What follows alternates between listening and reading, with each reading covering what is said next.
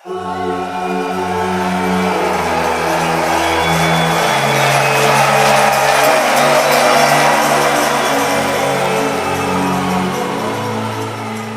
Friends, welcome back to my channel.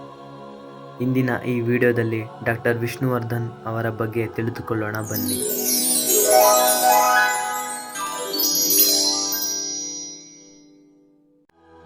September 18, 1950 ಮೈಸೂರಿನಲ್ಲಿ doctor Vishnuvardhan ಅವರ ಜನನವಾಗುತ್ತೆ. Doctor Vishnuvardhan ಅವರ ಮೊದಲ ಹೆಸರು ಸಂಪತ್ ಕುಮಾರ್. ತಂದೆ ಎಚ್.ಎಲ್. ನಾರಾಯಣರಾವ್ ಮತ್ತು ತಾಯಿ ಕಮಲಾಕ್ಷಮ್ಮ. ಬಾಲ್ಯದಿಂದಲೇ ಕಲೆ ಮತ್ತು ನಾಟಕದ ಮೇಲೆ ಇವರ ಆಸಕ್ತಿ ಹೆಚ್ಚಾಗಿತ್ತು.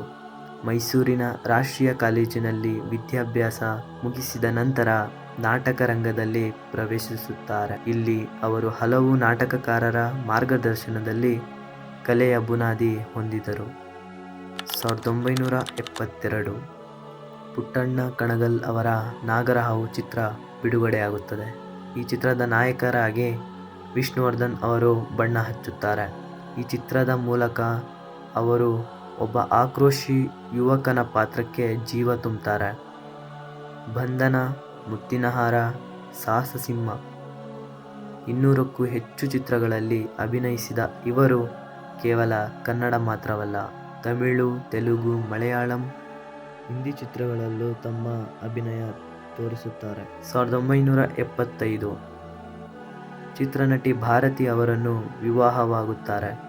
ಅವರ ದಾಂಪತ್ಯ ಜೀವನವು ಆಧ್ಯಾತ್ಮಿಕತೆ, ಸಹಾನುಭೂತಿ ಮತ್ತು ದಾನ ಧರ್ಮದಲ್ಲಿ ಅಡಗಿತ್ತು.